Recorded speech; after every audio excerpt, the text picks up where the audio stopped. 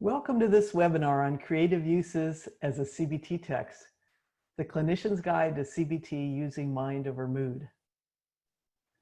I'm Christine Podesky, and I want to welcome you here today. And also I want to give thanks to Guilford Press for all their support of this event. When I first proposed this webinar to them, they were very supportive, and their support continued even as this event grew larger and larger. In fact, in recent weeks, they've devoted an entire team to make the webinar operate smoothly today, and I hope it does. Thanks also to Kathleen Mooney, who continues to make all my presentations better through her clinical insights and her educational design and technical expertise. Most of you know me, and even so, I'm going to summarize briefly some of the parts of my resume that are directly relevant to today's webinar. I've been doing CBT since 1978. That makes me one of the longest practicing CBT therapists around. I was able to start that soon because as a graduate student, I received a pre-publication copy of Aaron T. Beck's first book on how to do cognitive therapy, which was Cognitive Therapy of Depression, published by Guilford. Ironically, I also in that year also began teaching CBT because there weren't any CBT instructors around. So I've been teaching and doing CBT for more than 40 years. And over these past decades, I've been a CBT therapist, a supervisor, a consultant. I've directed a Center for Cognitive Therapy for 18 years. I've also taught CBT courses to graduate students, to therapists in clinics and hospitals, mental health centers. Early in my career, in the early 1980s, I was fortunate that Dr. Beck asked me to teach workshops with him. And he and I taught 25 workshops together, and gradually I began teaching on my own. I like to bring those two roles together. So I'm going to share with you today some of the insights that I've learned, especially in my role as a teacher over the years. Now, the other relevant part of my backstory and resume is in 1995, Dennis Greenberger and I wrote the first edition of Mind Over Mood and the First Clinician's Guide. When these came out in 1995, we had no idea what would happen with them, but you and therapists around the world have been so gracious in embracing these as texts in your therapy with client and in your training programs that they became a very big success. And so much so that in 2016, we decided to revamp and write a second edition of Mind Over Mood, updating it with all the evolution that had happened in our field in the intervening years. Shortly after this was published, we had some discussions about whether or not to do a second edition of the Clinician's Guide. At the time, Dennis really didn't have the time to devote to work on writing this new book. And so eventually I agreed to take the lead and write the book. Dennis agreed to support me along the way. And in the end, he graciously lent his considerable expertise to writing an excellent chapter on using mind over mood in group therapy. Thus, in 2020, 25 years after the first edition came out, a brand new, completely revised second edition of Clinician's Guide to CBT using mind over mood was born. And that's enough background for now about me and the book. Before we get started, I want to get a chance to learn about you and see who's here today. So I'm going to put up a poll. You're going to see it on screen in just a second here. And I want you on this poll to tell me a bit about why you're attending today in terms of how you plan to use the Clinician's Guide. If you're not a university instructor or a clinical supervisor, workshop instructor, just check whether you're a therapist, a student, or have some other role. This is interesting. It's not surprising because I've been checking the registrations as they've come in. It looks like we've got about 17% are actually teaching at universities. We've got some who are workshop instructors, so about 25% together are doing some kind of active teaching, and an equal number are doing clinical supervision, 28%. It looks like 73% of you, in addition to those other roles, want to learn how to use the Clinician's Guide as a therapist, and 12% of you are students. Those are the future teachers. And 5% have some other kind of role. I want to put up a second poll, and this one's really important because just like in therapy, we need to know our clients' goals because that affects what we do in the therapy hour and how we form an alliance. It's also important to know what students want to learn when they come to a course or when they're participating in supervision. So whether you're working with students in training or therapists postgraduate in supervision or other kinds of clinic roles, I want you to answer this second poll. And here I'm asking you to consider, what is your student's primary learning interest? I had actually predicted that the most popular response would be clinical interventions. What are they? How do you do them? And that is, in fact, the most popular response. 44% think that this is what students are most interested in. 9% of you thought CBT principles students were interested in. I'm always glad to hear that. That's great. 15% of your students are very most interested in CBT protocols for particular diagnoses. 4% are interested in the evidence base. That matches my experience as well. I think most students don't yet appreciate the importance of looking at the evidence base and how it informs therapy. And then 28% of you think all of your students are interested in all of the above things equally. And that's really kind of heartening because all of these things are things that eventually students are going to need to know. Okay, thanks for your answers on that poll. I've got one final poll for you. And this poll has to do with your own teaching philosophy. And so we're going to see those same things as before for the students, but now I want you to answer, as an instructor, what do you think it's essential for students and therapists to learn? Clinical interventions, CBT principles, protocols, evidence base, or all of the above? And let me share the results with you. A whopping 69% of you think all of these things are equally important, or all are very important. Those of you who didn't think that all were important might have picked 2 or 3 of the others. 18% thought clinical interventions were the most important. 19% thought CBT principles. 9% CBT protocols for particular diagnoses, and 10% thought the evidence base was essential for students to learn. I now want to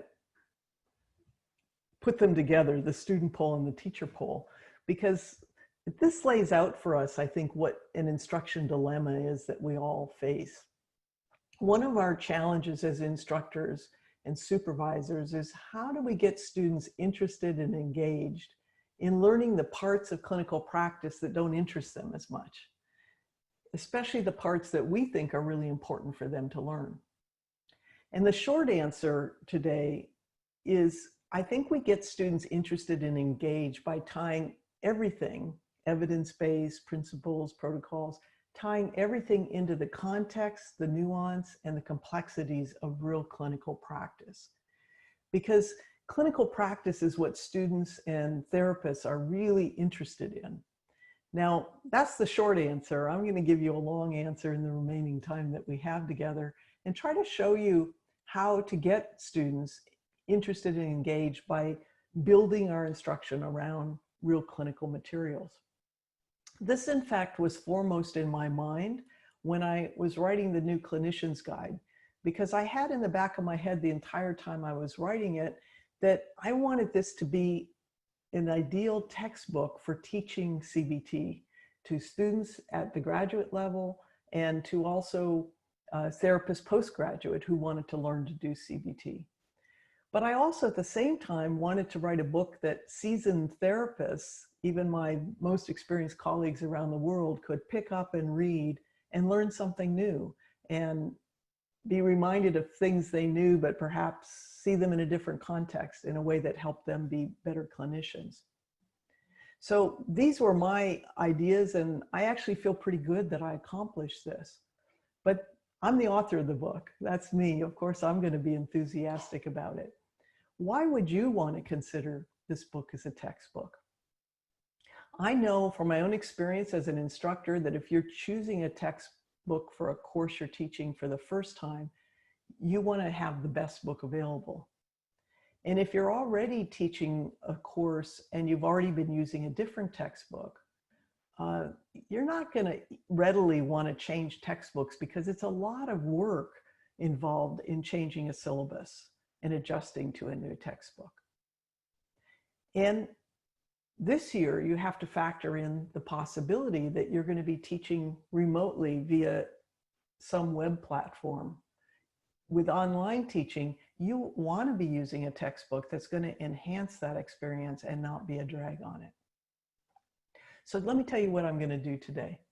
To meet the webinar objectives in the brochure, I'm going to be doing several teaching demonstrations for you today, showing you how you can use Clinician's Guide, Mind Over Mood, and our videos, which I'll be talking to you about, how they can fit together to make teaching more engaging.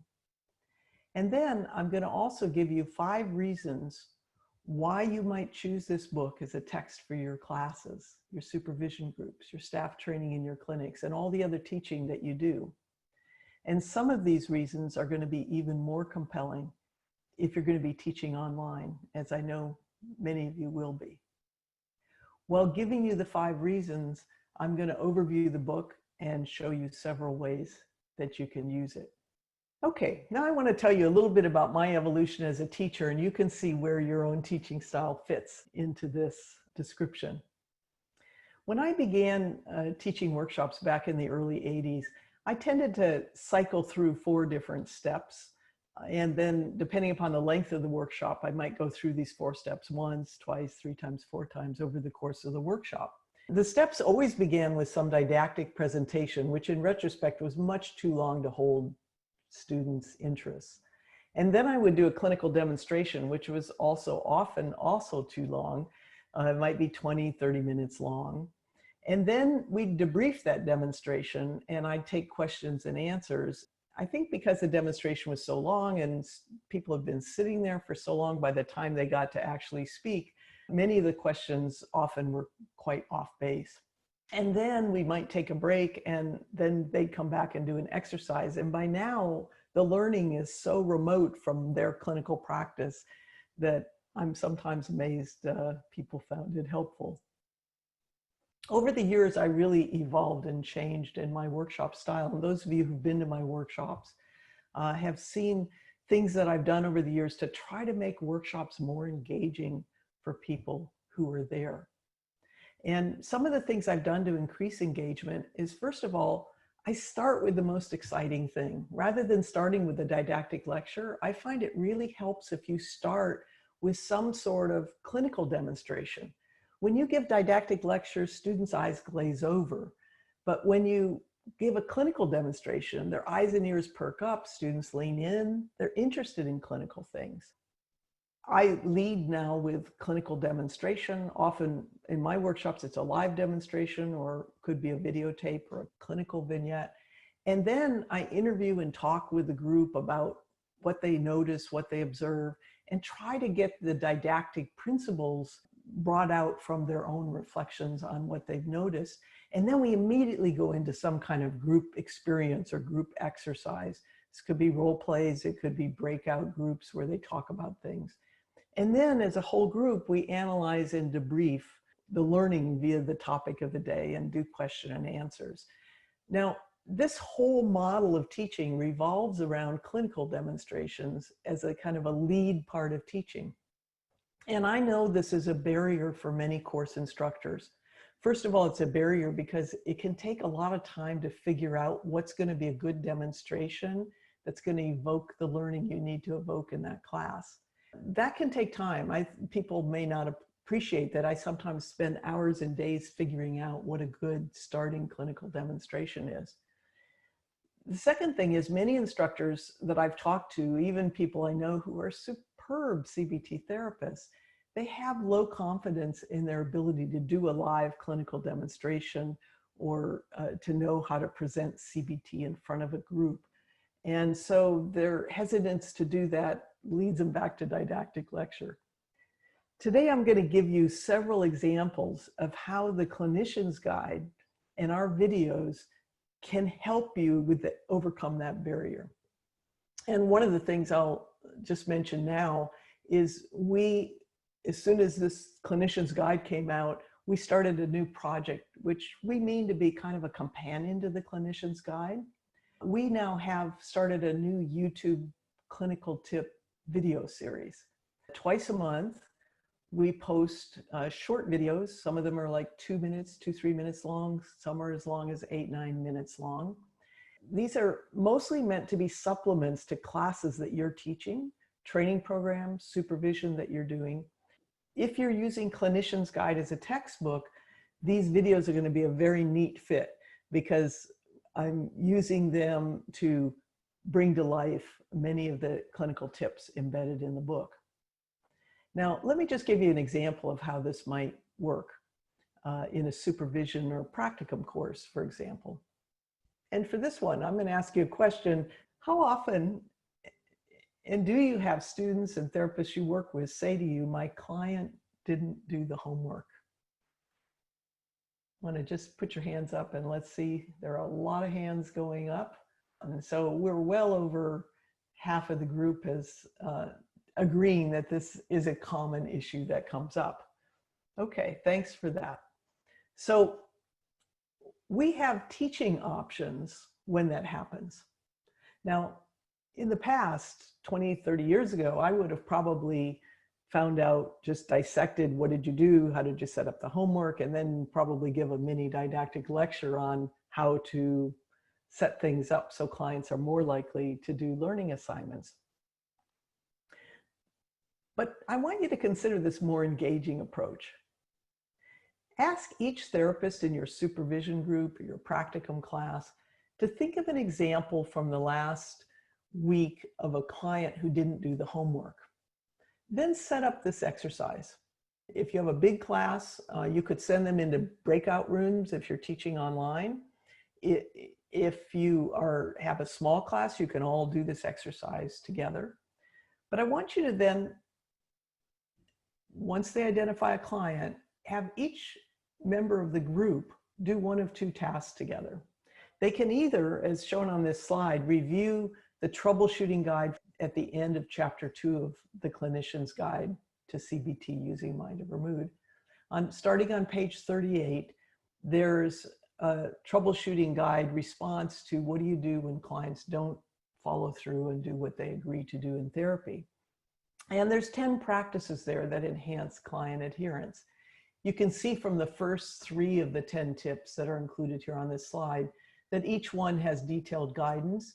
And for some of them, there's sample questions or statements that students can ask their clients, therapists can ask in therapy. So that would be one way they could read that through as material to think about. An alternative approach is you could show them my YouTube video, and students would probably enjoy this even more, that I recently made called Homework, Not Me. And in this video, I lay out many of the ideas from the Clinician's Guide, but I do it in a way that brings it to life in a lively way. And I talk about all the various things that therapists can do to increase the likelihood from the use of language that they use and all sorts of tips. Now, what you can do is ask the students and therapists as they're watching this video or as they're reading the chapter to make 2 lists on a piece of paper. Make a list of what are the things mentioned that they did do with the client before they sent them home, and a second list of what are the things that they didn't do that might have made a difference, that might have been helpful. Then they can get together and they can talk about which of these things might they want to role play or practice. And you could then do a role play exercise where each of them could role play the 2 or 3 things they think would have made a difference if they had done them with their client. They could practice with a peer doing those things. Finally, if they practice enough that they're now comfortable, they could do a behavioral experiment. Next time they see that client, they could try those things out and see if it makes a difference and come back and report to the class. Now, this process, I would predict, is going to lead to much more engaging and memorable learning for your students and supervisees than just giving them a lecture on how to set up homework assignments. And this leads me to 5 reasons that I think you might want to consider Clinician's Guide as a text in your classes or supervision. The first reason is I wrote this book to be myth busting. I have gotten so tired of hearing people say, when I ask my students what CBT is like as a therapy, students say it's mechanical, it's simplistic, the therapist is in control, autocratic, calling the shots. There's no good therapy relationship. It's a superficial therapy, just deals with symptoms on the surface. I get upset when I hear those things, not because I don't understand that many people have that view of CBT, but I get upset because I think after being around the field so many years, how is it that we've not been able to convey to people, as well as students and other therapists, that I think CBT is one of the most sophisticated and nuanced forms of therapy ever developed. At least I, in my own mind, see the potential of how we can do this therapy on so many different levels. But at the same time, I appreciate in many of the things that are written about CBT, we either are having a very narrow research focus in what we're writing about, or we're maybe writing a text and trying to make it quite simple to explain ideas to people. But we miss out on the whole complexity and relationship, the collaborative, client-centered nature of relationship that can be really baked into CBT practice. Also, our approach is very conceptualization based, and many people miss this. They just pull techniques out and start using them with their clients, and they're missing the whole richness of what's available. So when I wrote the Clinician's Guide, I really tried to demonstrate this more sophisticated form of therapy. And in some ways, this is best captured in the 100+ pages of therapist-client dialogues that occur throughout the book. And in these dialogues, I don't typically just show a little bit that's showing a technique, introducing a technique to the client, and then the client says, oh, that's great, now I understand, because that's not how therapy operates. Instead, I have some lengthy therapist-client dialogues that show therapists trying to do things, running into roadblocks, working through those common difficulties that occur, listening and having real relationship with their clients. So for example, I'm going to just take a moment, if I may, and read a dialogue. This starts on page 403 of the Clinician's Guide. As I read this, I want you to just pay attention to particularly the collaboration and the client-centered relationship that's portrayed. We have only 5 minutes left today, so let me get some feedback from you on how the therapy is going for you so far, and any reactions you might have. Well, it's going pretty okay. You say that with some hesitation. Is there something that could be better for you? Yes, it's this endpoint every week. I don't like the idea that you watch the clock. It's like you want to hurry me out of here. What exactly do I do that gives you that impression? Now, so far, this is what we would hope to see in pretty much any CBT text. And the therapist and Roy are going to talk about why Roy has this impression. And eventually, the therapist apologizes to Roy for not being clearer that when you schedule a therapy hour, the face-to-face part's only 50 minutes, and that there's note-taking and review of notes and other things that the therapist does in the remaining 10 minutes. So after that discussion, that's where I think a lot of therapist-client dialogues often end in books about doing therapy, doing CBT in particular. But in this particular example, it goes on. Roy says, well, I feel better knowing you do this with everyone. I do, but I wonder if the way I tell you there's only 5 minutes left also makes it harder for you in some way? Yes, I think I know why you do it, but it surprises me sometimes because some weeks the time goes by so quickly. What would it be like for you if I didn't say 5 minutes left? It would be worse for me if the end of the session came and I wasn't expecting it.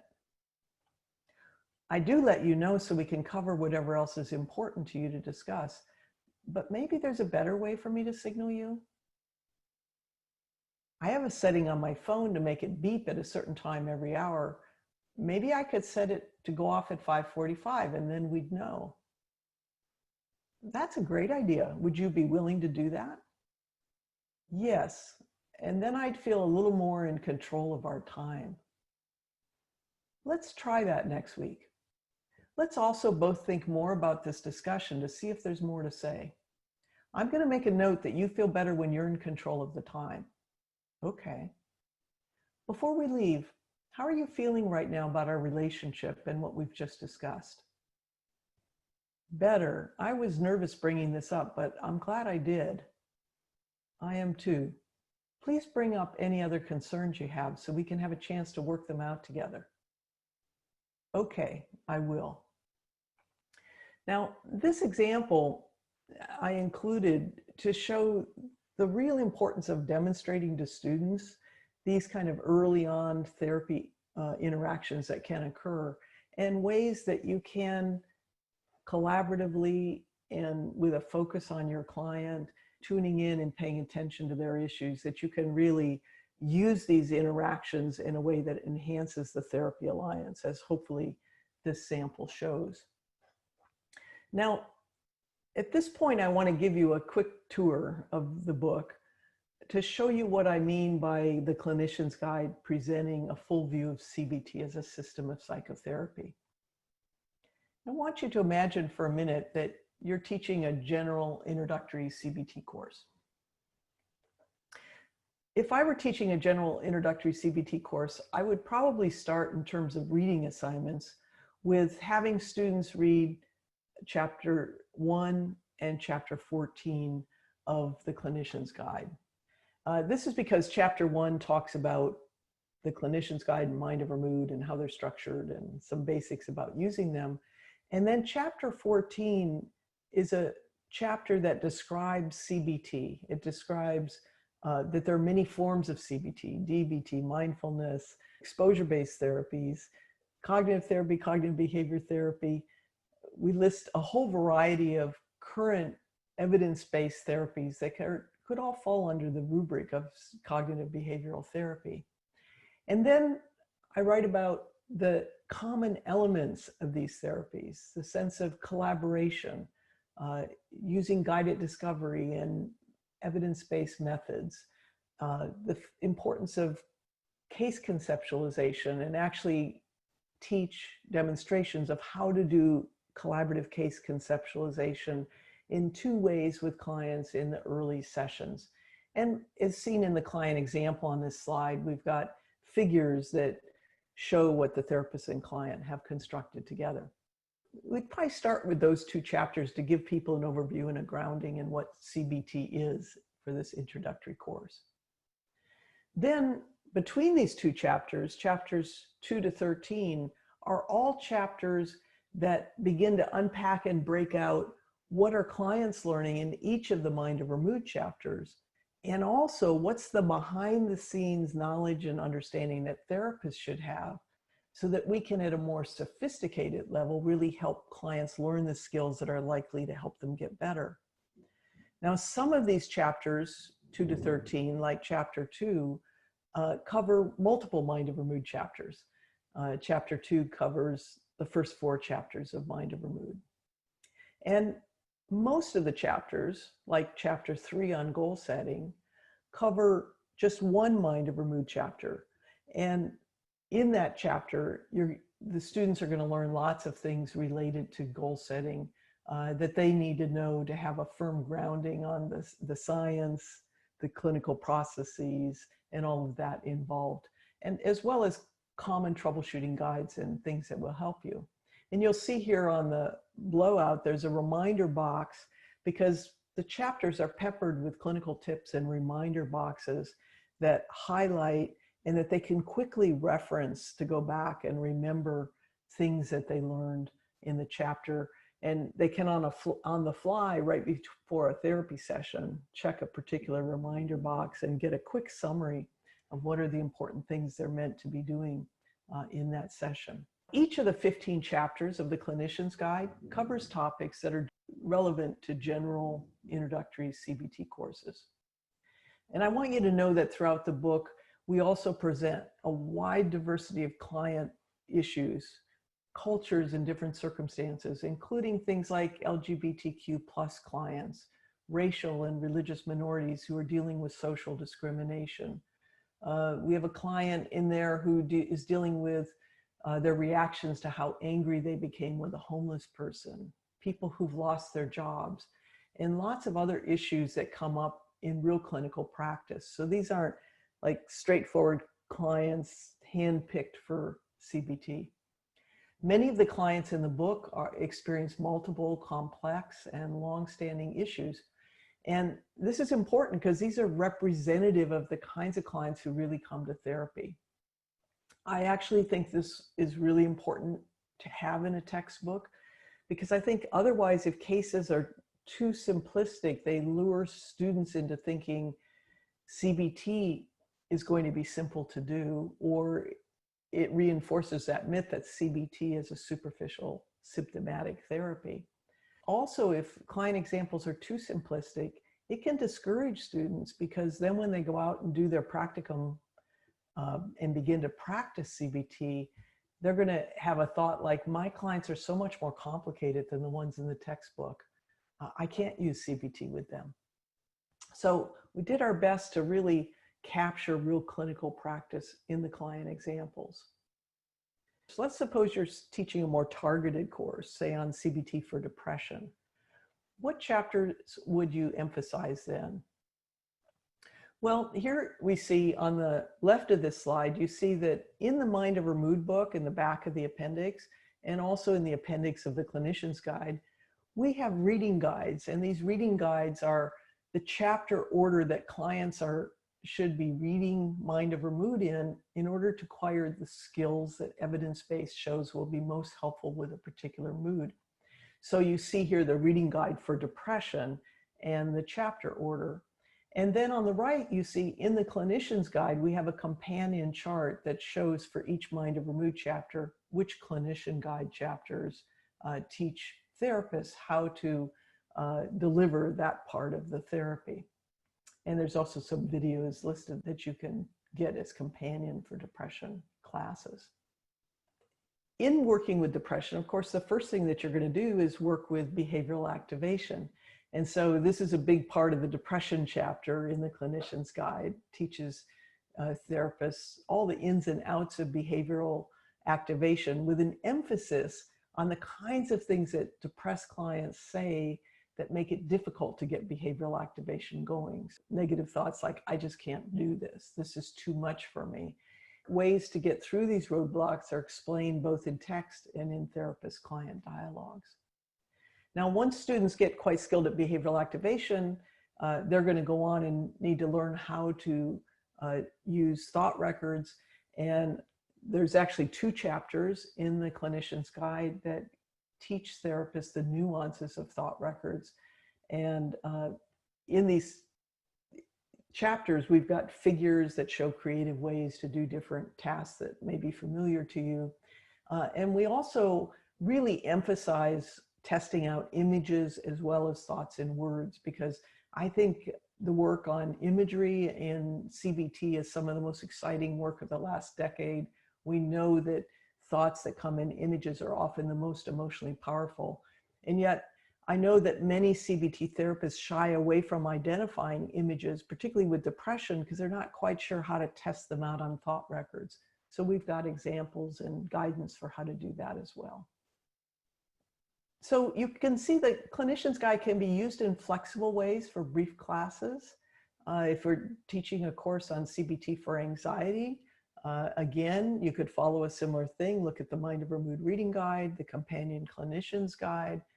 I'll just make a note that in the first anxiety chapter, we highlight something that is not covered in a lot of CBT texts, which is therapists' beliefs and fears about different methods used in anxiety treatments. I'm sure many of you are familiar that there's now a body of research that shows that therapists' fears about using exposure methods, for example, with anxiety clients is probably a primary reason why we have these highly successful treatments for anxiety, but in the real world clinical practice, therapists don't get nearly as good a treatment outcomes. And when examined, it turns out that therapists have a lot of fears that if they do these anxiety interventions, such as exposure with clients, that clients will get too distressed, they'll be upset, they might decompensate, therapists won't know how to handle it. So we include in the anxiety chapter information about this research, and then also some detailed guidance on how students and therapists can identify their own beliefs that might interfere with delivering competent and effective anxiety treatment and begin to work through these fears. That brings me to my second reason that you might want to choose this textbook. In every chapter, we integrate the procedures of clinical interventions with CBT principles and processes. This means you don't have to create all of these associations yourself. The text is going to do it for you. And let's use the anxiety chapter, since we've been talking about that, as an example. Another thing in that anxiety chapter 10, we talk about CBT principles for working with anxiety.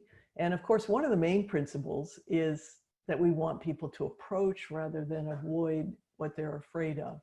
So we've got lots of discussion and a clinical tip you see here on identifying safety behaviors and what questions you can ask clients to help uncover safety behaviors that might otherwise be missed and somehow spoil the anxiety treatment that you're doing. We also then carry this same anxiety principle over when we get to the section of the chapter where we're talking about different Mind Over Mood worksheets. Because one of the worksheets in the Mind Over Mood book, anxiety chapter, is a fear ladder. And a fear ladder is a pictorial way for clients to set up a hierarchy of gradually approaching something they're afraid of. Well, we point out in the book that from a self-help point of view, fear ladders are a really good idea. But if you're doing therapy and you're a therapist, fear ladders could actually end up being a form of avoidance that the therapist colludes with the client in doing. We inform readers of the book that in therapy, you might not want to use fear ladders for particular types of anxiety. In fact, there's good empirical evidence that you don't need to use hierarchies at all with panic disorder, social anxiety, for example. And the references for that, of course, are there. Now, most chapters of the Clinician's Guide begin with some kind of clinical hook to provide a platform for hooking readers into the chapter, but it can also provide a platform that's good for you teaching your classes. So this is the hook from chapter 11, which follows the anxiety principles chapter. And as you notice here, we have 3 different clients, Bianca, Jiho, and Deshawn.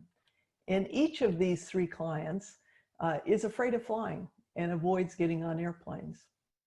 Now, the intriguing part and how this proves to be a really good quick clinical exercise to start off a class is that it says in the opening sentences, even though they all fear flying and avoid airplanes, each of them requires a completely different treatment. And if you use the treatment ideal for one with the other 2, they're unlikely to get better.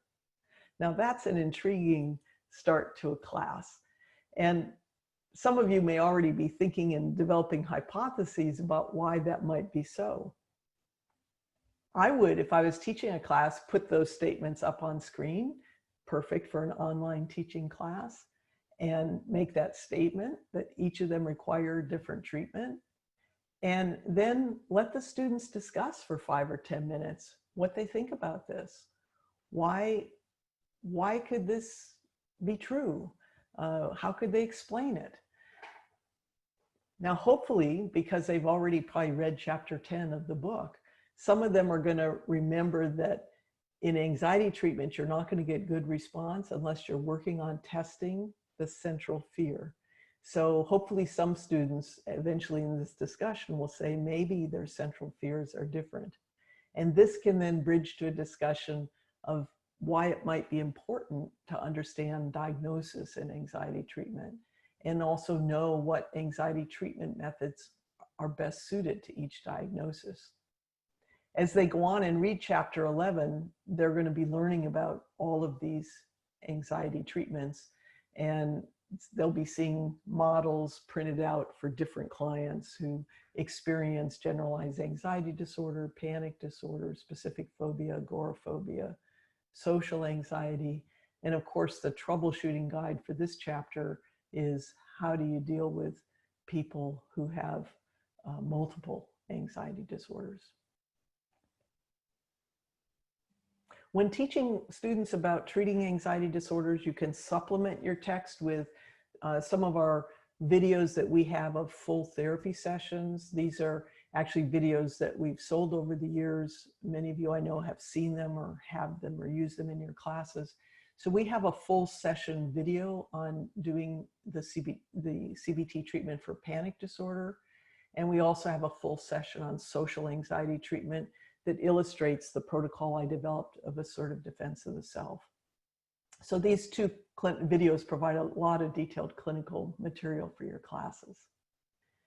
And that brings us up to the third reason that I think you might want to consider this textbook. I've done a lot of work to provide up-to-date evidence base for clinical interventions, treatment protocols, and clinical decision-making. It is really hard to keep up with the ever-expanding evidence base in CBT. In the book, for each Mind Over Mood worksheet, if there is a relevant evidence base, we discuss it, including who, what, how, and when to use or not use a particular worksheet. I'll give you an example of that. In the goal setting chapter of Mind Over Mood, we have a worksheet called Advantages and Disadvantages of Reaching My Goals.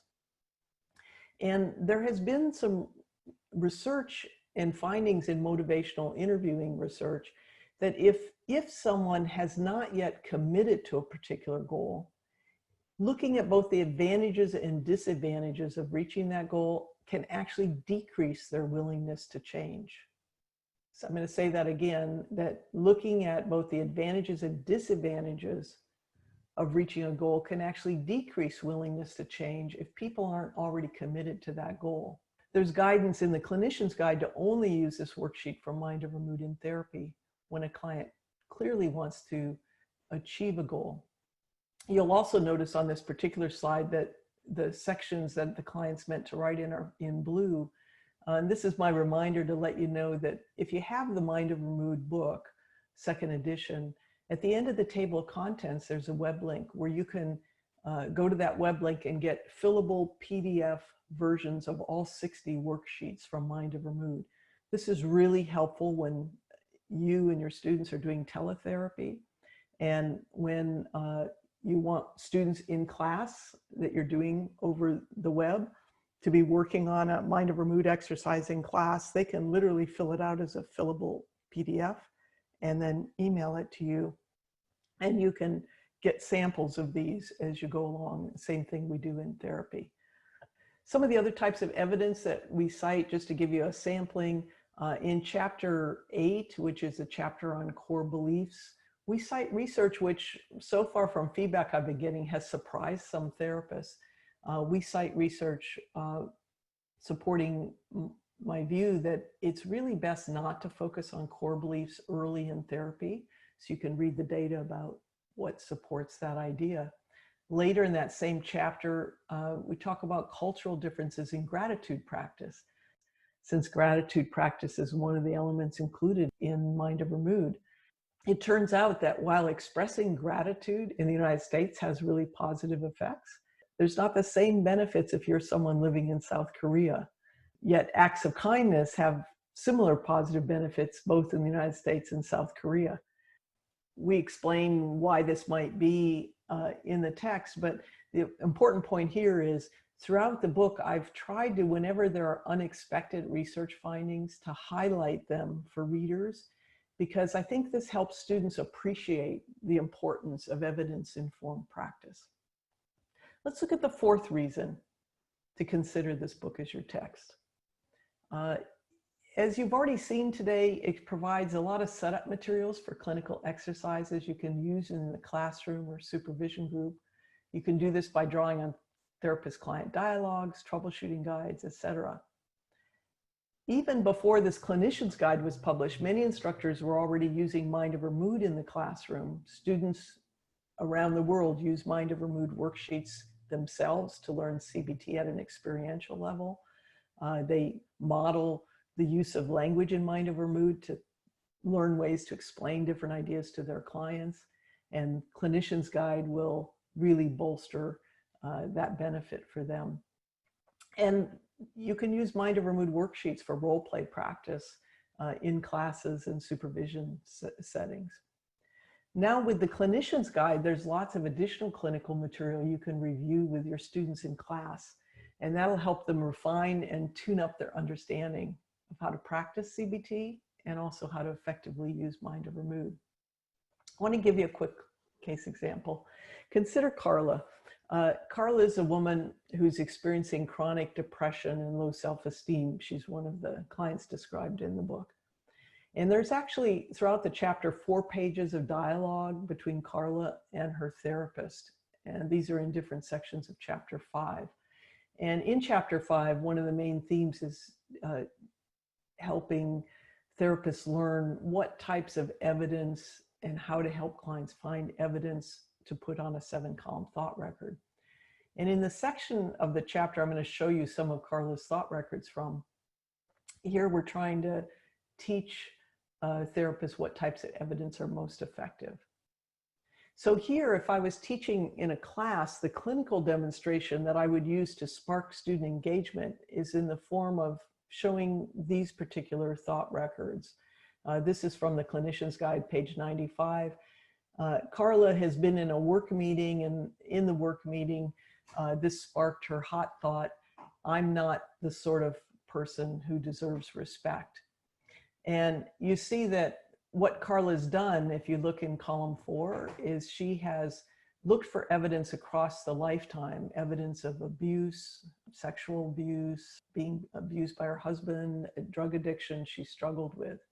You can ask therapists, what would this be like for Carla if we're looking at evidence, trying to test out a hot thought related to a work meeting, and the evidence we're looking at is this massive and emotional evidence from across her lifetime. We compare this with, in another thought record and another clinical dialogue, the difference when the therapist helps Carla look in the situation in column 1 and come up with evidence from the meeting itself that supports her hot thought. Now, this is much less emotionally charged, and this leads to a lot of good discussion. I've actually done this exercise with experienced therapists, and we get some really good discussion going about the benefits of different types of evidence. And then later it goes on in the text, and you see that with the evidence from the meeting, the therapist is able to, over time, not easily, lots of blind alleys, but eventually the therapist is able to help Carla come up with quite a bit of evidence from the meeting that doesn't support her hot thought. Let me give you a briefer classroom exercise. This is the troubleshooting guide from the chapter on underlying assumptions and behavioral experiments, which I find is something students really struggle with. So here we have a client, Gia, who has an underlying assumption: if something goes wrong, then I won't be able to cope. And then on the page, we give 6 different behavioral experiments, all of which seem quite reasonable on the face of it. But we tell the students only 2 of these are really good behavioral experiments to test this belief. And then they need to go through the list of 6 and sort out which 2 are best and why. This is a really good, simple exercise to do. Again, it's leading with the clinical material to be more engaging. Doing these kinds of exercises helps students really start to internalize the principles without just reading and highlighting principles in a book. And that brings me to my fifth and final reason that you might want to consider using the Clinician's Guide in your courses. And that is its extended value. Many students tell me that aside from tuition, their biggest financial worry in school is that they have to buy so many textbooks that are no good to them once the class is over. Well, this is a book that I think that they're going to want to use for many years into the future, because we wrote the Clinician's Guide as much for experienced therapists as for students. And so there's going to be lots of relevant material for them to study and revisit over their learning years and their postgraduate years as they begin to do therapy. I'm actually already heartened by emails I've been getting from therapists who are quite senior in the field who tell me they've been learning things just from reading the book. To make it a better reference book, Guilford graciously put bleeds so that as you look down the book and as you skim through the book, each chapter has a different, you'll see the little gray bar moving down the page as we go through chapters. So as you get to know favorite chapters and favorite things that you want to reference, you can literally look at the book and get to that part of the book fairly quickly. Our hope is that therapists will be able to read this book and reference it, grab it off their desk and reference it in between therapy sessions and say, oh, I wanted to do this today. I want to just review that reminder box. What are the steps I want to do? And of course, with 100 pages of therapist-client dialogue and 33 troubleshooting guides, lots of reminder boxes and clinical tips throughout the book, there's going to be a lot to reference. This completes my quick tour of the Clinician's Guide to CBT using Mind Over Mood and ways in which you can use it creatively in your own teaching and supervision. I've demonstrated some teaching methods today and presented 5 reasons for you to consider adopting this as a textbook for your courses and your supervision groups. And now the only thing that remains is for you to get a copy of the book in your hands, read it for yourself, and see what you think. I hope you'll be as excited by its possibilities as I am. And if you are, who knows, maybe in the future, I'll do some follow-up webinar with those of you using it as a text where I can answer questions more directly. I want to thank you for joining me today. I hope you stay well and enjoy teaching and supervising in all the years ahead. Thanks a lot.